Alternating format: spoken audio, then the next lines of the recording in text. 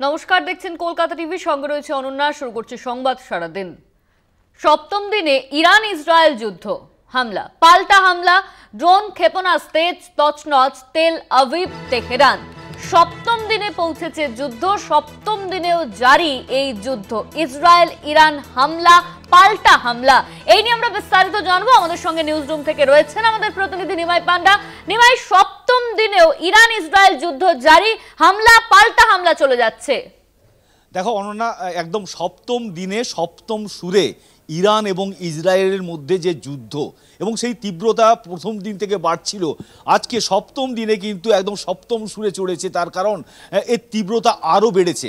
একদিকে তেল আভিভে আক্রমণ বা হামলা চালাচ্ছে তেহরান বা ইরান, এবং উল্টো দিকে পাল্টা হামলা চালাচ্ছে ইসরায়েল। ইসরায়েল হানা দিচ্ছে তেল আভিভ থেকেই হানা হচ্ছে ইরানের তেহরান সহ ইরানের বিভিন্ন জায়গায়। এবং এই সপ্তম দিনে যেটা উল্লেখযোগ্য সেটা হচ্ছে যে আরাক যে পরমাণু কেন্দ্র রয়েছে ইরানের, সেখানে হামলা চালায় ইসরায়েলের বিমান বাহিনী এবং যুদ্ধ বিমান বাহিনী। তারপর ইরান পাল্টা আঘাত হানে এবং পাল্টা আঘাতে ইরান রীতিমতো বিধ্বস্ত করে দিয়েছে ইসরায়েলের বিভিন্ন জায়গাকে।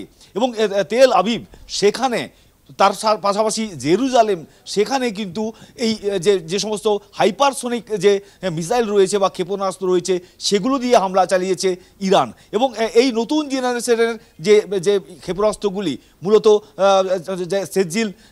সেজিল 2 এবং তার সঙ্গে ফাতে 1, যা কিন্তু ইসরায়েলের যে এয়ার ডিফেন্স সিস্টেম আয়রন ডোমকে তুচ্ছ করে তুড়ি মেরে ভেদ করে হামলা চালিয়েছে, প্রচণ্ড রকম ক্ষয়ক্ষতি চালিয়েছে। এবং শুধু হাসপাতাল নয়, স্টক এক্সচেঞ্জ, যেটা ইসরায়েলের স্টক এক্সচেঞ্জ, সেখানে হামলা চালিয়েছে। এবং এই যে হামলা পাল্টা হামলা ইরান এবং ইসরায়েলের মধ্যে, তাতে কিন্তু দুই দেশ মারাত্মকভাবে ক্ষতিগ্রস্ত হচ্ছে।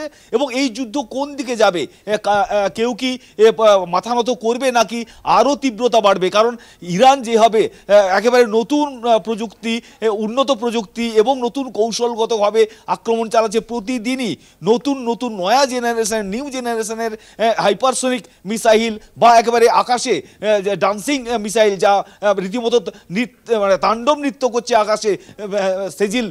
সেজিল 2 তার ছবি প্রকাশ্যে এসেছে। এবং সব মিলিয়ে কিন্তু ইসরায়েলের ডিফেন্স সিস্টেম একেবারেই শুধু বিভ্রান্ত নয়, তারা রীতিমতো ঘায়েল হয়েছে এবং তারা একেবারে অবাক নয়, একেবারে হতভম্ব হয়ে পড়েছে। তার কারণ যেভাবে ইরান হামলা চালাচ্ছে তা ইসরায়েল কখনো ভাবেনি। আবার ইসরায়েল যেভাবে হামলা চালাচ্ছে তেহরানের ওপর বা ইরানের ওপর, তাতে ইরানের বহু জায়গা, দুজন সেনা প্রধান তাদের মৃত্যু হয়েছে পরপর, গোয়েন্দা যারা কর্মী রয়েছেন, গোয়েন্দা বিভাগের প্রধান যারা, তাদের মৃত্যু হয়েছে, নিউক্লিয়ার যে সমস্ত প্রজেক্ট তাদের রয়েছে সেখানে হামলা চলেছে। ফলে সব মিলিয়ে দুই দেশের হামলা পাল্টা হামলা কিন্তু এক নতুন উচ্চতায় পৌঁছেছে সপ্তম দিনে সপ্তম সুরে। অনন্যা, ধন্যবাদ তোমায় নিমাই। আমাদের সঙ্গে সরাসরি নিউজ রুম থেকে ছিলেন আমাদের প্রতিনিধি নিমাই পান্ডা। সপ্তম দিনে সপ্তম সুরে ইরান ইসরায়েল যুদ্ধ।